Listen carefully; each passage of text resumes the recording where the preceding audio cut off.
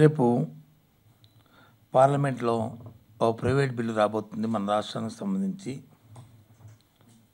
ప్రత్యేక హోదా గురించి.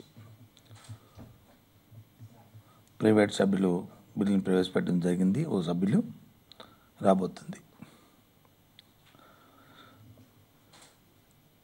పలు సందర్భాల్లో చెప్పింది వైఎస్ఆర్సీపీ పార్టీ ప్రత్యేక హోదా గురించి ఎవరు ఏ పోరాటం చేసినా, ఎవరు అసెంబ్లీలో తీర్మానం పెట్టినా, పార్లమెంట్లో బిల్లు పెట్టినా, ఎవరు దేని గురించి మా సందర్భంలో దాని మీద పోరాటం చేసినా దాన్ని పూర్తి మద్దతు ఇస్తామనే విషయాన్ని ఎన్నో సందర్భాల్లో చెప్పాం. దాన్ని మళ్ళీ పునరుద్ధరిస్తున్నాం, మళ్ళీ చెప్తున్నాం, పూర్తిగా దాన్ని సమర్థిస్తామనే విషయాన్ని చెప్తున్నాం. 2015 ఆగస్టు 31వ తేదీన అసెంబ్లీలో తీర్మానం పెట్టారు. దీని మీద మళ్ళా 2016 మార్చి 16న అసెంబ్లీలో తెలుగుదేశం పార్టీ తీర్మానం పెట్టింది. రెండు తీర్మానాలు కూడా మేము పూర్తిగా దాన్ని సమర్థించడం జరిగింది. రాష్ట్రానికి ప్రత్యేక హోదా ఒక సంజీవ్ అనే విషయాన్ని చెప్పడం జరిగింది. పలు సందర్భాలు అదే మాటపై వైఎస్ఆర్సీపీ పార్టీ ఇవాళ కూడా ఉన్నది.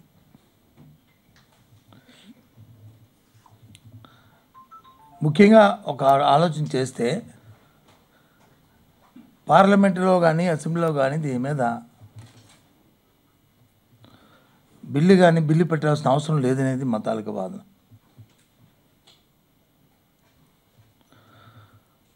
ఎందుకంటే పార్లమెంటు సాక్షిగా ఆనాటి ప్రధానమంత్రి మన్మోహన్ సింగ్ గారు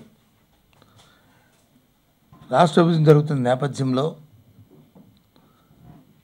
శాసనాంధ్రప్రదేశ్కి 5 సంవత్సరాలు ప్రత్యేక హోదా ఇస్తున్నామని చెప్పి ఆయన ప్రకటించిన తర్వాత ఆ రోజు ప్రతిపక్షంలో ఉన్న భారతీయ జనతా పార్టీ, దానికి సంబంధించిన నాయకులు వెంకయ్యనాయుడు గారు 5 సంవత్సరాలు కాదు 10 సంవత్సరాలు ఇవ్వాలని చెప్పని ఆ రోజు వారు గట్టిగా కోరడం జరిగింది. ఈరోజు రాజ్యసభకి నాయకుడిగా ఉన్న అరుణ్ జైట్లీ గారు ఆ రోజు రాజ్యసభలో దాన్ని పూర్తిగా మేము దీన్ని సమర్థిస్తున్నాము, ప్రధానమంత్రి గారి మాటల్ని సమర్థిస్తున్నామనే విషయాన్ని కూడా ఆ రోజు చెప్పడం జరిగింది. తదుపరి జరిగిన పరిణామాలు అందరికీ తెలిసిందే. మార్చి 2వ తారీఖు నాడు 2014 మార్చి 2న అప్పుడున్న క్యాబినెట్లో నిర్ణయం తీసుకోవడం జరిగింది. ఒక్క ప్రత్యేక హోదా గురించే కాకుండా దాంతోపాటు మరో 2 విషయాలు కూడా ఆ రోజు నిర్ణయం తీసుకున్నారు. ఆంధ్రప్రదేశ్కి 5 ఏళ్ళు ప్రత్యేక హోదా ఇస్తూ ప్రణాళిక సంఘానికి వారు రికమెండ్ చేయడమే కాకుండా పోలవరం ప్రాజెక్టు సత్వర నిర్మాణానికి వీలుగా ఖమ్మం జిల్లాలో ఉన్న 7 మండలాలను గ్రామాలని ఆంధ్రప్రదేశ్లో కలపడానికి కూడా ఆయన నిర్ణయం తీసుకున్న విషయం రాష్ట్ర ప్రజానీకానికి తెలుసు. తరువాత అది అడ్డంకులతో ఆగిపోయిన తర్వాత మరలా పార్లమెంట్లో దాన్ని ప్రవేశపెట్టినప్పుడు ఈనాటి హోంమంత్రి కూడా దాన్ని ఈ బిల్ని అంతకుముందే తయారు చేశారని చెప్పిన విషయాన్ని కూడా మనం ఒకసారి గుర్తు తెచ్చుకోవాల్సిన అవసరం కూడా ఉంది. మరి దాంతోపాటు కేంద్ర ప్రభుత్వం విద్యుత్తు కేటాయింపుల్లో జరిగిన అంశాల్లో ఇక్కడ నుంచి ఉన్న ఉమ్మడి రాష్ట్రంలో విద్యుత్ను 85-15% వినియోగించుకోవాలని నిర్ణయించడం కూడా జరిగిన విషయాన్ని కూడా గుర్తు చేస్తున్నాం. ఈ 3 విషయాలు జరిగినప్పుడు అటు పోలవరంలో ఉన్న విలీన మండలాలు కానీ సంబంధించిన ఆంధ్రప్రదేశ్ విలీన మండలాల గురించి కానీ విద్యుత్ విషయాల గురించి కానీ రెండింటిని కూడా మరి అమలు జరిపారు ఎన్డీఏ ప్రభుత్వం. కానీ ఈ ఒక్క విషయాన్ని మాత్రం ప్రత్యేక హోదాను మాత్రం అమలు జరపలేదు. ఇవాళ దేశంలో ఉన్నది భారతీయ జనతా పార్టీ ప్రభుత్వం కాదు, ఎన్డీఏ భాగస్వామి పక్షాల ప్రభుత్వం. అంటే తెలుగుదేశం పార్టీ కూడా అందులో భాగస్వామిగా ఉన్న విషయాన్ని ఈ సందర్భంగా ఆంధ్ర రాష్ట్ర ప్రజలందరికీ కూడా తెలియని విషయం కాదు. ఇది ప్రజలందరికీ కూడా అందరికీ తెలుసు విషయం. మరి ఎందుకు ఈ అంశం పట్ల పార్లమెంట్లో సంబంధం లేని అంశాన్ని, కేబినెట్ నిర్ణయంతో జరిగిన అంశాన్ని పదే పదే తెలుగుదేశం పార్టీ ఆ రోజు పార్లమెంట్లో మీరు పెట్టలేదు కదా అని సాక్షాత్తు ముఖ్యమంత్రి దగ్గర నుంచి మా మంత్రుల వరకు కూడా రోజు మాట్లాడుతున్న మాటల్ని కేంద్రంలో ఉన్న రాజ్యసభలోనూ కానీ లేకపోతే లోక్సభలో కానీ ఎన్డీఏ మంత్రులు కూడా అదే విషయాన్ని వారు మళ్ళీ తిరిగి మాట్లాడడం జరుగుతుంది. వీరు ఇక్కడ రాష్ట్రంలో ఏం మాట్లాడుతున్నారో కేంద్రంలో కూడా అదే మాట్లాడుతున్నారు. ఇంతకుముందు రాష్ట్రాలకు వచ్చి ప్రత్యేక హోదా ఇచ్చినప్పుడు పార్లమెంటుతో సంబంధం లేకుండా, పార్లమెంట్ ఆమోదాలు కాకుండా కేబినెట్ ఆమోదంతోనే చేసిన నేపథ్యంలో మళ్ళీ ఇవాళ పార్లమెంట్ ఆమోదం కావాలి అని కోరడం అది శోచనీయమది. ఇది ద్వంద్వ వైఖరికి నిదర్శనం. పూర్తిగా కూడా దీనికి తెలుగుదేశం పార్టీ దీనికి బాధ్యత వహించవలసిన అవసరం ఉన్నదని చెప్పక తప్పదు. నా భయం అంతా ఏంటంటే రేపు పార్లమెంట్లో ప్రైవేట్ బిల్లు వస్తుంది. బిల్లుని తప్పకుండా మా పార్టీ సమర్థిస్తుంది. ఇందాకే చెప్పాను, 1-3 సార్లు చెప్తున్నాం, మేము సమర్థిస్తాం రాజ్యసభలో. కానీ అది చట్టం అవ్వాలంటే పార్లమెంట్లో మరి పూర్తి మెజారిటీ కావాలి, అవసరమైన మెజారిటీ కావాలి. అవసరమైన మెజారిటీ ఎన్డీఏ భాగస్వామ్య పక్షాలకు ఉంది తప్ప మిగతా వాళ్ళకి లేదు. మరి ఆ నేపథ్యంలో మరి ఇది వీగిపోయింది కదా, రేపు అవ్వలేదు కదా అని చెప్పి తెలుగుదేశం పార్టీ మళ్ళీ చావు తిరుగుతాడని ఎక్కడ దీన్ని ప్రదర్శిస్తుందో అని నాకు భయంగా ఉంది, మా పార్టీకి భయంగా ఉంది. ఇలాంటి మేధాతత్వం చంద్రబాబు నాయుడికి చాలా ఎక్కువ. ఏ విధంగా కప్పదాట్లు వేయాలి, ఏ విధంగా ఎదుటివాడి మీద మరి బురద జల్లాలి, ఏ విధంగా తప్పుకోవడానికి ప్రయత్నం చేయాలనేది చేయాలని చిత్తశుద్ధి కంటే ఇలాంటి కార్యక్రమాల్లో ఆయన దిట్ట. అందుకు దీన్ని సాగుగా మళ్ళీ పెట్టుకుంటాడని ఒక భయం, మాకు ఒక ఆందోళన మాకున్నదనే విషయాన్ని ఈ ప్రధానికాన్ని తెలియజేస్తున్నాం. నిజంగా మీకు చిత్తశుద్ధి ఉంటే మీరు ఎన్డీఏ భాగస్వాములు కదా, అసలు మీరు దీని గురించి ఎందుకు ఒత్తిడి చేయట్లేదు, ఎందుకు మాట్లాడలేదు, ఎందుకు దీని మీద చేయాలని చెప్పని మీరు మన పార్టీ మీద వచ్చి ఒత్తిడి తేట్లేదనే విషయాన్ని మరి అడుగుతున్నాం. ఎంతసేపు కుంటి సాగులు చెప్తారు. ప్రణాళిక సంఘం వచ్చి దీనికి ఒప్పుకోవట్లేదు, నీతి ఆయోగ్ ఒప్పుకోవట్లేదు అని నేను చెప్తారు. ఎక్కడైనా సరే నీతి ఆయోగ్ దీనికి వాళ్ళు చేసే అధికారం వాళ్ళకు ఉన్నదా? క్యాబినెట్కు ఉంది. ఇవాళ స్విచ్ ఛాలెంజ్ ఆంధ్రప్రదేశ్లో స్విచ్ ఛాలెంజ్ తప్పు అని అందరూ చెప్తున్నారు. ముఖ్యంగా సాక్షాత్తు ప్రధాన కార్యదర్శి కూడా దాన్ని కాదు అని చెప్పిన పరిస్థితి ఉంది. ఉంటే ఏం చెప్పావు, క్యాబినెట్తో పూర్తి అధికారం అని చెప్పని ముందు క్యాబినెట్లో నువ్వు పాస్ చేసి తర్వాత వచ్చే వాళ్ళు పంపించడానికి ఇక్కడ ప్రయత్నం చేస్తున్నావు. తర్వాత దాని వచ్చే కాన్సిక్వెన్స్లన్నీ, తర్వాత జరిగే పరిణామాలు, దాంట్లో ఏ విధంగా నువ్వు నీ తాలుగా గుణం బయటపడిన తర్వాత జరుగుతుంది. ఇది నీ దుర్బుద్ధి, నీ దొంగ బుద్ధి తర్వాత బయటపడుతుంది. కానీ మాట్లాడుతున్నావే. మరి ఇక్కడికి వచ్చినప్పటికి మాత్రం ప్రణాళిక సంఘం లేకపోతే నీతి ఆయోగ్ ఇవి వచ్చి అడ్డు పెడుతున్న విషయాన్ని వచ్చి వాళ్ళకంటే కేంద్రం కంటే ముందు రాష్ట్రమే మాట్లాడుతున్న సందర్భం ఇది. ఇది చాలా శోచనీయం. దీన్ని పూర్తిగా నిర్దయంగా ఖండిస్తున్నాం. ఇవాళ తెలుగుదేశం పార్టీ చిత్తశుద్ధి శంకించాల్సిన అవసరం కూడా ఏర్పడుతుంది. 1-10 సార్లు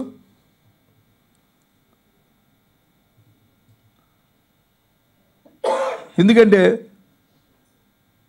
ప్రతిపక్షంగా ఉన్న మా వైఎస్ఆర్సీ పార్టీ, మన జగన్మోహన్ రెడ్డి గారి నాయకత్వంలో వీటి మీద ఎన్నో ఆందోళనలు చేశాం. కేంద్రంలో, ఢిల్లీలో ధర్నా చేశాం, ప్రధానమంత్రులు కలిసాం, మంత్రులు కలిసాం, దాని మీద మాట్లాడాం. జిల్లాల్లో జిల్లాల్లో ప్రదర్శన చేశాం.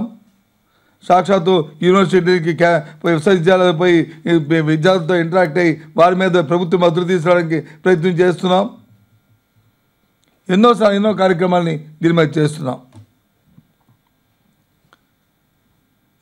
ఏదేమైనప్పటికీ కూడా ప్రత్యేకవాద సాధనే వైఎస్ఆర్సీ పార్టీ ధ్యేయం అనే విషయాన్ని మరొకసారి రాష్ట్ర ప్రజానికి తెలియజేస్తూ ఇవాళ ఎన్డీఏలో భాగస్వామిగా ఉన్న తెలుగుదేశం పార్టీ తాలూకా కుతంత్రాన్ని, కుయుక్తుల్ని ప్రజలందరూ కూడా అర్థం చేసుకుంటారనే విషయాన్ని మరొకసారి మరి తెలియజేస్తున్నాం. ఇప్పుడు దాకా మీరు జాతీయ స్థాయిలో ఫైట్ చేస్తామని చెప్తున్నారు. ఇప్పుడు దాకా మీరు తెచ్చుకున్న ఇమేజ్ అంతా ప్రత్యేక హోదా మీద మీరు పోరాటం చేస్తామని చెప్పేసి కాంగ్రెస్ అకౌంట్లో పడింది. సరే, ప్రత్యేక హోదా మీద కాంగ్రెస్ అకౌంట్లో పడుతుందా, తెలుగుదేశం అకౌంట్లో పడుతుందా, బీజేపీ అకౌంట్లో పడుతుందా, ఏది లేదు అంటే మీ ఐన్యూస్ అకౌంట్లో పడుతుంది అనేది మాకు కాదు. మాకు ఈ అకౌంట్లు అకౌంట్లు డెబిట్లు క్రెడిట్తో మాకు సంబంధం లేదు. రాష్ట్రానికి ప్రత్యేక హోదా కావాలి. ఇవాళ ముఖ్యమంత్రి వచ్చి విదేశాల్లో తిరుగుతున్నారు, పెట్టుబడులు ఆకర్షిస్తున్నారు. 2 సంవత్సరాలు అయింది, ఒక్క పెట్టుబడి వచ్చిందండి. ఎందుకు రాలేదు? కారణం ఏంటి అంటే ఏ పారిశ్రామికవేత్త అయినా సరే ఒకసారి పరిశ్రమ పెట్టాలంటే అక్కడ ఏ వనరులు ఉన్నాయి, ఏ విధమైన రాయితీలు ఉన్నాయి, ఏ విధమైన సదుపాయాలు ఉన్నాయి, ఏ రకంగా మా తాలూకా వ్యాపార అభివృద్ధి మేము చేసుకోగలం అనేది ముందు ఆలోచిస్తుంది ఆ సంస్థ. అవన్నీ రావాలంటే సంజీవిని యొక్క ప్రత్యేక హోదా అనేది మేము గట్టిగా నమ్మాం. అది వాస్తవం కూడా. అందుకే దాన్ని అడుగుతున్నాం. ఇవాళ అడుగుతున్నాం మేము. ఇవాళ ఏ అకౌంట్ కాంగ్రెస్ అకౌంట్కి బిల్లుస్తుంది. నా భయం ఏంటంటే కాంగ్రెస్ అకౌంట్ కంటే దీని మీద ఇబ్బంది వస్తుంది అనేది నా భయం. ఎందుకే భయం? ఈ చావు తిరుగుతూ ఉన్నాయని చెప్పాను కదా ఇందాక తెలుగుదేశం పార్టీకి. ఎందుకంటే పార్లమెంట్లో మెజారిటీ లేదు కాబట్టి ఇది వచ్చి మళ్ళీ పోయి అక్కడ అవ్వలేదు కదా, మమ్మల్ని ఉంటావు ఏంటని. రాజ్యసభ ఒకటే కదమ్మా ఏదైనా బిల్లు అవ్వాలంటే. ఇది భయం. బీజేపీని ఎందుకు టార్గెట్ చేయట్లేదు? బీజేపీ చెప్తున్నాం, ఎన్డీఏ ప్రభుత్వాన్ని అంటున్నాం. ఎన్డీఏ ప్రభుత్వంలో భాగస్వామి తెలుగుదేశం పార్టీని ఇవాళ ఈ రాష్ట్రంలో వాళ్ళ కుయంత్రాంతం గురించి మాట్లాడుతున్నాం. మేకవన్నీ పుల్లిలాగా వచ్చి వాళ్ళు చేస్తున్న కార్యక్రమాల్ని ఇవాళ రాష్ట్రానికి జరుగుతున్న నష్టాన్ని ఇవాళ మాట్లాడుతున్నాం. ఎందుకు మాట్లాడలేదు? వాళ్ళ పార్లమెంటరీ సమావేశం జరిగితే దాంట్లోనే వచ్చి ఈ అంశం మీద మాట్లాడరు. ఈ అంశం మీద తీర్మానం చేయరు. పార్లమెంట్ జరుగుతుంది, ఈ అంశం మీద వాళ్ళేమి ఇవ్వరు, నోటీస్ ఇవ్వరు, దాని మీద చర్చించరు. మరి ఏం జరుగుతుంది?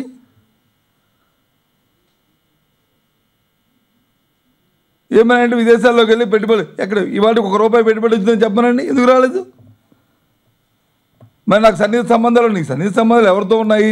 ఇక్కడున్న ఫ్రాంచైజీలు ఎవరైతే ఆంధ్రప్రదేశ్లో ఉన్న ఫ్రాంచైజీలు ఎవరైతే ఉన్నారో, డీలర్స్ ఎవరైతే కంపెనీస్తో ఫ్రాంచైజీలు ఉంటారో వాళ్ళు తీసుకెళ్ళి వాళ్ళ వైస్ ప్రెసిడెంట్లతో వాళ్ళతో మాట్లాడుకొని ముఖ్యమంత్రి స్థాయిని దిగజార్చి కార్యక్రమాలు చేస్తున్నాం. పరిశ్రమ అభివృద్ధి చేస్తూ ఒక పరిశ్రమ చూపెట్టమనండి.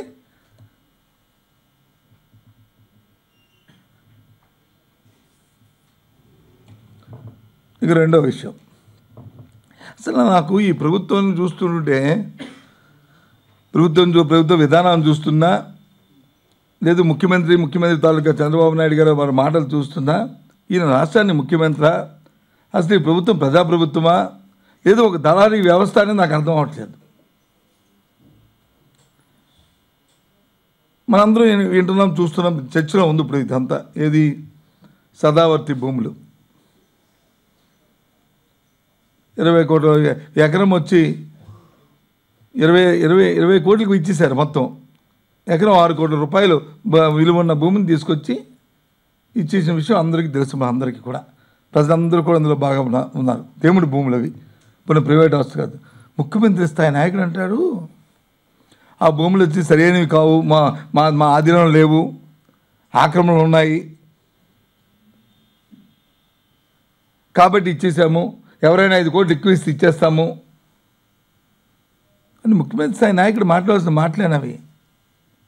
నువ్వు నిజంగా భూములు సరైనవి కావు, లేదు అంటే అవి ఆక్రమణలో ఉన్నాయి, ఇవన్నీ జరిగితే మరి వేలం వేసి కొనుక్కున్న వాడిని మోసం చేయడం కాదా ఇది ప్రభుత్వం?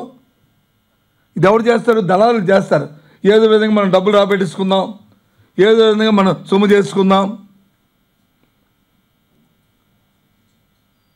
అవతల ఎలా పోతే పర్వాలేదు అని ఎవరు చేస్తారు దీన్ని? అందుకు దళారైన వాడిని నేను వాడింది. ఆ పదాన్ని వాడడానికి కారణం ఏంటంటే ప్రభుత్వం మీద కానీ ముఖ్యమంత్రి స్థాయిలో ఉన్న వ్యక్తి మీద, గౌరవ ముఖ్యమంత్రి స్థాయిలో ఉన్న వ్యక్తి మీద వాడడానికి కారణం ఏంటంటే ఇలాంటి మాట మాట్లాడడం. మా ఊరిలో సంతలు జరుగుతాయి, ఆ సంతలు ఇలాగే చేస్తారు. అది ఇదేం పని ఇది? మరి ఇవాళ కొన్ని పత్రికల్లో వచ్చినాయి, ఓ 3 సంస్థలు వచ్చి 5 కోట్ల రూపాయలు మేము ఎక్కువ ఇస్తామో, మీరు మళ్ళీ ఆక్షన్ పెట్టండి, మేము ఎక్కువ కొంటామని చెప్పని పెట్టండి ఆక్షను. ఇవాళ వైఎస్ఆర్సీ పార్టీ ఇవాళ డిమాండ్ చేస్తున్నాం, మీరు ఆక్షన్ పెట్టండి. లాభాపేక్ష కోసం కాకుండా ఆ దేవస్థానాల కోసం, దేవస్థానాల ఆదాయం కోసం, సక్రమ మార్గంలో ప్రభుత్వ ఆదాయాన్ని తేవడం కోసం పార్టీలో మేము కూడా పాల్గొంటాం, మా ఆక్షన్లో మేము కూడా పాల్గొంటాం. దాంట్లో ఏదో లాభం చేకూర్చుకోవాలని కాదు, ఓ న్యాయం జరగాలని, ఆ దేవస్థానం రావాల్సిన ఆదాయం దేవస్థానానికి చెందాలని, సక్రమ మార్గంలో జరగాలని పెట్టండి. ఎందుకండి ఇదంతా అనేది? ఇలాంటి పనులు ఉదయం లేచిన దగ్గర నుంచి ఏ విధంగా దోపిడీ చేయాలి, ఏ విధంగా సంపాదన చేసుకోవాలి, ఏ విధంగా ఆర్జించుకోవాలి అనే విధానమే తప్ప ప్రజా సంక్షేమం కానీ, రాష్ట్ర అభివృద్ధి కానీ,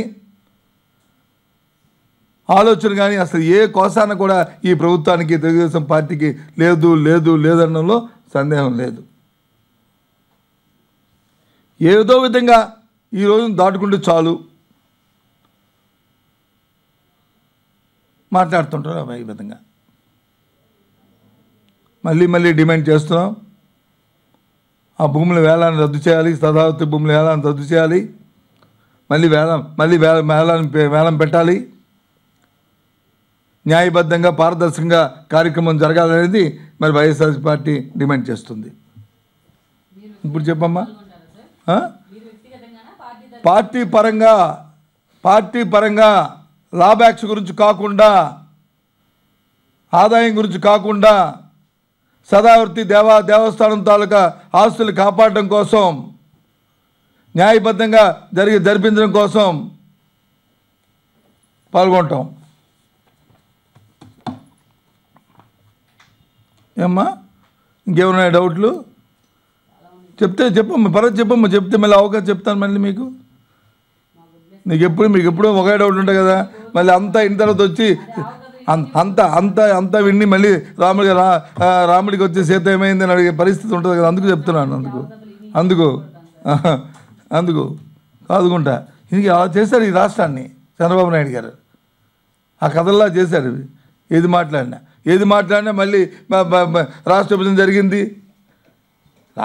జరిగింది, అయిపోయింది. ఇచ్చిన వాగ్దానాలు మీరు ఎన్నికల్లో పెట్టిన మేనిఫెస్టో ఏంటి? మేనిఫెస్టోలో 5 సంవత్సరాలు కాదు 10 సంవత్సరాలు అని చెప్పి అటు భారతీయ జనతా పార్టీ, తెలుగుదేశం పార్టీ చెప్పిన మాట వాస్తవా కాదా?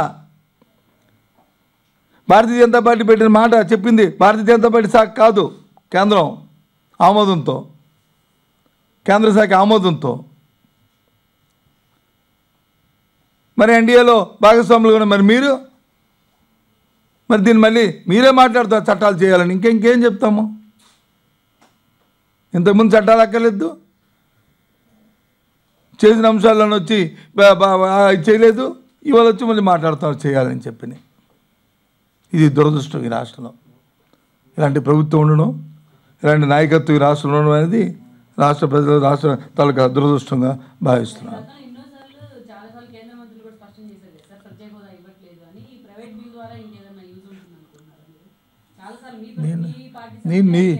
నీకే కదా మళ్ళీ నేను చెప్పింది మళ్ళీ నాకే చెప్తున్నా యూజ్ ఉంటుందని. దీనివల్ల చావు తెలివితేటలు మళ్ళీ వస్తాయి తెలుగుదేశం పార్టీకి. అసలు ఈ అంశాన్ని మొదలుపెట్టేస్తారేటో అని భయంగా ఉంది నాకని చెప్పిన విషయం చెప్తున్నాను కదా. మళ్ళీ నన్ను అంటావేంటి? బీజేపీ యాంగిల్ అడుగుతుంది, నా యాంగిల్ అడుగు చెప్తున్నాను, తెలుగుదేశం పార్టీ యాంగిల్ చెప్తున్నాను. మేము ఎక్కడైనా సరే ప్రత్యేక హోదా అన్న మాట వినిపిస్తే మేము దాన్ని సమర్థిస్తాం.